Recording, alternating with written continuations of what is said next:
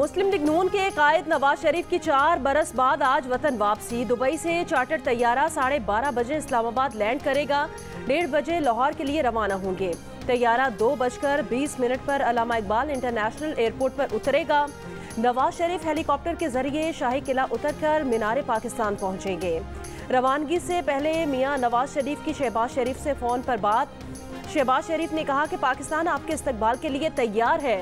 मीनार पाकिस्तान पर तारीख का सबसे बड़ा जलसा होगा। मियां नवाज शरीफ जलसे से खिताब में दिल की बातें करेंगे। शहबाज शरीफ और मरियम नवाज ने जलसागाह का दौरा किया और जलसे की तैयारियों का जायजा लिया। नून लीग के मुल्क भर से काफिलों की लाहौर आमद। नवाज शरीफ का इस्तकबाल करने के लिए आने वालों के सबब इस्लामाबाद से लाहौर मोटरवे पर गाड़ियों की कतारें, ट्रैफिक की रवानी मुतासिर। पेशावर से रवाना अमीर मकाम कहते हैं लोगों ने जारी और खुद साख्ता लीडर्स को भी देख लिया। लोगों को याद आ रहा है कि नवाज शरीफ ने मुल्क को बहरानों से निकाला। कोयटा से आने वाली स्पेशल ट्रेन में भी नून लीगी कारकुनान के नवाज शरीफ के हक में जोशीले नारे। कराची से रवाना मोहम्मद जुबैर ने कहा कारकुनान की तादाद तवक्कुआत से 5 गुना ज्यादा है। ट्रेन में जगह नहीं, अब हम अगले स्टेशन पर नहीं रुक पाएंगे। पंजाब समेत मुल्क के मुख्तलिफ शहरों से मुस्लिम लीग नून के कारकुनान का लाहौर की तरफ सफर। सिंधी खवातीन की टोलियां भी नवाज शरीफ के इस्तकबाल के लिए रवाना। मरियम नवाज के कहने पर खवातीन ने सिंधी टोपी और अजरक खास तौर पर पहनी। सारी रात नून लीग के गीत गाए। नवाज शरीफ के लिए दुआएं मांगी। कहा मियां नवाज शरीफ मुल्क को मौशी ताकत बनाएंगे, महंगाई से निजात दिलाएंगे, खवातीन को भी रोजगार के मौके देंगे। खामोशी का चिल्ला काट रहा था, इसलिए मंजर आम से गायब था। इस चिल्ले के दौरान बहुत कुछ सोचने का मौका मिला। अवामी मुस्लिम लीग के सरबराह शेख रशीद अहमद मंजर आम पर आ गए। एक इंटरव्यू में कहा चेयरमैन पीटीआई जिद्दी सियासतदान है। जनरल आसिम मुनीर के मामले में मुलविस होकर गलती की। चेयरमैन पीटीआई के लोग समझते थे कि फौज के अंदर भी उनके लोग हैं। चेयरमैन पीटीआई को हमेशा कहा कि एस्टैब्लिशमेंट से हमारी लड़ाई बनती नहीं थी। 2 मरतबा चेयरमैन पीटीआई को कहा कि एस्टैब्लिशमेंट को मुज़ाकराती अमल से शामिल कर ले, मगर उन्होंने मना किया। शेख रशीद अहमद ने कहा कि सियासतदान को किसी फौजी अफसर का नाम नहीं लेना चाहिए। सियासतदानों और इदारों को मिलकर चलना चाहिए। जब सियासतदानों और इदारों की लड़ाई होती है तो हमेशा इदारे ही जीतते हैं। क्रिकेट वर्ल्ड कप के अहम मैच में ऑस्ट्रेलिया ने पाकिस्तान को 62 रन से हरा दिया। 368 के हदफ के ताकुब में पाकिस्तानी ओपनर्स का जारहाना अंदाज। ओपनर्स की निस्फ सेंचुरियां, अब्दुल्ला शफीक और इमामुल हक की 134 रन की पार्टनरशिप, लेकिन आगे बड़ी शराकतदारी न बन सकी। कप्तान बाबर आजम 18 रन पर पवेलियन लौट गए। मोहम्मद रिजवान ने 46, सऊद शकील ने 30, इफ्तिखार अहमद ने 26 रन बनाए। हारिस रऊफ और उसामा मीर 0 पर आउट हुए। पूरी टीम 305 रन पर पवेलियन लौट गई। 50 ओवर भी पूरे न खेले जा सके। ऑस्ट्रेलिया के डेविड वार्नर को तेज रफ्तार 163 रन बनाने पर प्लेयर ऑफ द मैच करार दिया गया।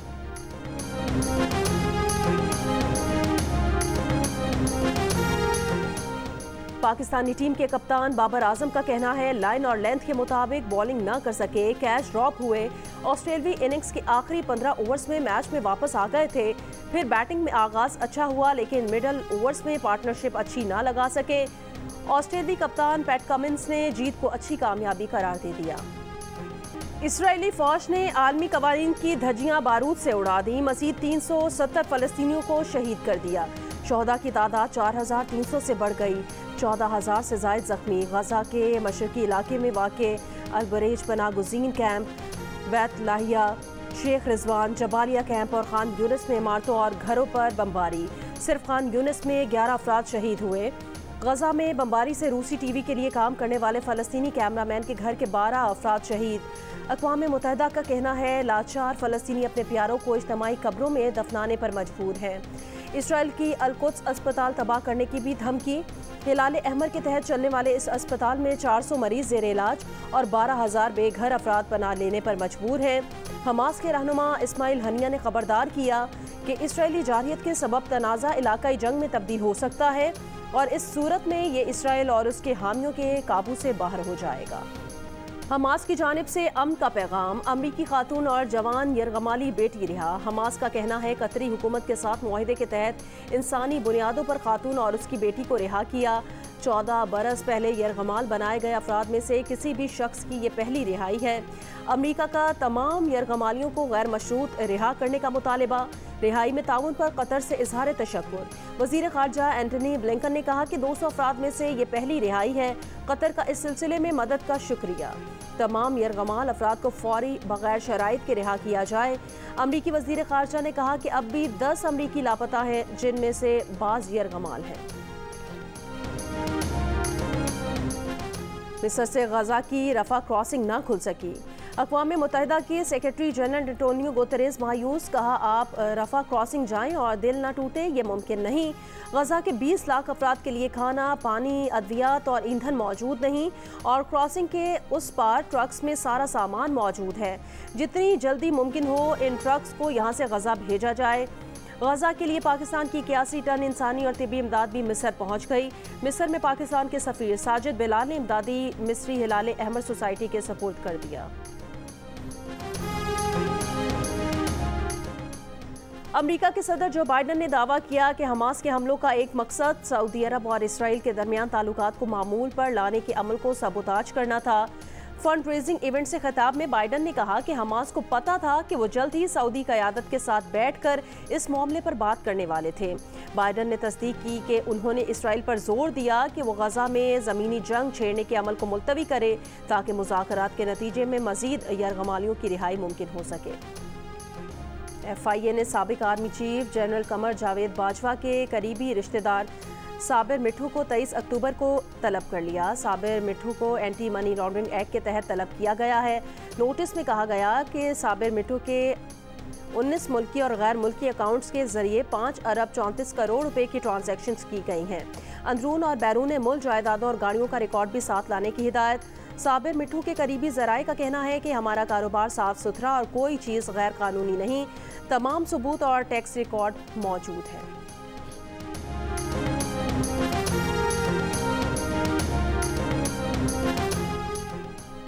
सुप्रीम कोर्ट ने आम इंतखाबात 90 रोज़ में कराने की दरख्वास्त समाअत के लिए मुकर्रर कर दी। Chief justice of Pakistan justice Qazi Faez Isa की सरबराही में 3 रुकनी बेंच 23 अक्टूबर को समाअत करेगा।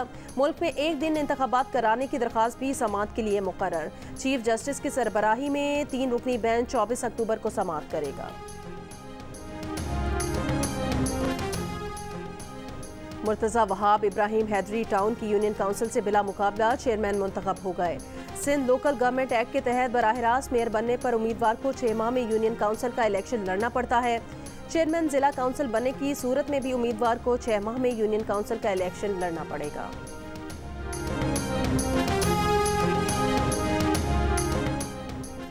गवर्नर सिंध कामरान खान टिसोरी से जापान के सफीर की मुलाकात।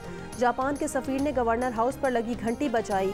बाहमी ताल्लुकात, तिजारती और इक्तसादी सूबा सिंध में सरमायाकारी से मुतालिक उमूर पर बातचीत। गवर्नर सिंध ने कहा कि पाक जापान ताल्लुकात वक्त गुजरने के साथ साथ मुस्तहकम हो रहे हैं। जापानी सरमायाकार कराची में सरमायाकारी के मौके से फ़ायदा उठा सकते हैं। सिंध में तवानाई, ज़राअत और दीगर शोबों में सरमायाकारी की जा सकती है। निगरान वज़ीर आज़म अनवारुल हक काकड़ का फ़लस्तीनी सदर महमूद अब्बास को फ़ोन। गजा और मगरबी किनारे में इसराइली मज़ालिम से पैदा सूरत हाल पर बात। अनवारुल हक काकड़ ने कहा कि आलमी बरादरी खून रेजी रोकने के लिए इसराइल पर जोर दे। दोनों रहनुमाओं का इंसानी इमदाद की फराहमी के लिए गजा की नाकाबंदी हटाने पर जोर। निगरान वज़ीर आज़म का 2 रियासती हल पर मबनी तनाज़ा, फ़लस्तीन के मुनसिफाना हल के अज़्म का इरादा।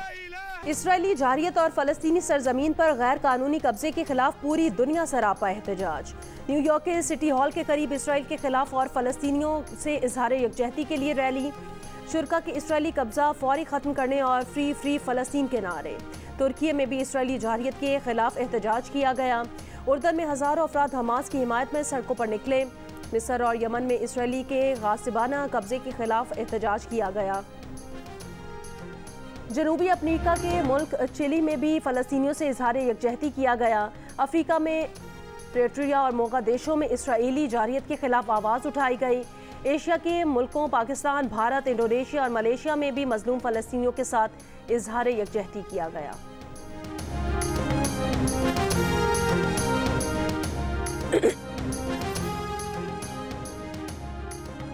कराची के शाहरा फैसल पर MQM की फ़लस्तीनियों से इज़हार यकजहती के लिए रैली। कन्वीनर MQM खालिद मकबूल सिद्दीकी ने कहा, कहीं भी जुल्म होगा, कराची उसका मुकाबला करने सबसे आगे होगा। बहुत जल्द फ़लस्तीन में जुल्म को खात्मा किया जाएगा। रैली से खिताब करते हुए काउंसिल जनरल ईरान हसन नौरियान ने कहा कि मुसलमानों का किबला अव्वल यहूदी साजिश और जुल्म सितम का शिकार है।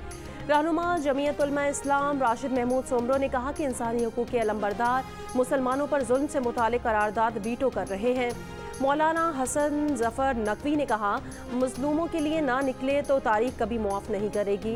ANP सिंध के सदर शाहिद सैयद ने कहा, कराची के अवाम फ़लस्तीन के मजलूम अवाम के साथ है। हमारे राब्ते हुए हैं तो कुछ देर पहले ही बताया गया है कि किसी भी वक्त इसराइल गजा पर एक बड़ा ज़मीनी हमला कर सकता है। अपने आप को महफूज रखते हुए हम जनूबी लबनान की और इसराइल लबनान बॉर्डर की ताज़ा तरीन सूरत हाल से अपने नाज़रीन को आगाह करते रहेंगे। लबनान इसराइल बॉर्डर दुनिया का फ्लैश पॉइंट, ऐसी सूरत हाल में बॉर्डर एरिया से निकल जाने का मशवरा दिया गया जियो न्यूज़ की टीम। जियो न्यूज़ की गजा जंग से जुड़े दूसरे अहम तरीन महाज जनूबी लबनान से कवरेज जारी। इसराइली फ़ौज की गजा पर चढ़ाई से पहले जियो न्यूज़ की टीम को इसराइली सरहद के करीबी इलाकों से दूर जाने की हिदायत कर दी गई। टीम जियो न्यूज़ के मुताबिक के तारिक अबुल हसन और अली इमरान सैयद लबनान सरहद पर हिजबुल्लाह और इसराइल में जारी झड़पों और ताज़ा सूरत हाल से नाजरीन को लम्हा ब लम्हा आगाह कर रहे हैं।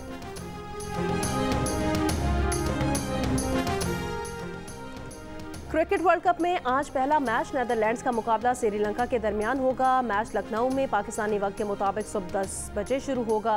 दूसरे मैच में इंग्लैंड और जनूबी अफ्रीका मध्य मुकाबले आएंगे। मैच मुंबई में पाकिस्तानी वक्त के मुताबिक दोपहर 1:30 बजे शुरू होगा। शुरू से एक बार कर रहा हूं कि आउट ऑफ द बॉक्स खेलना होगा।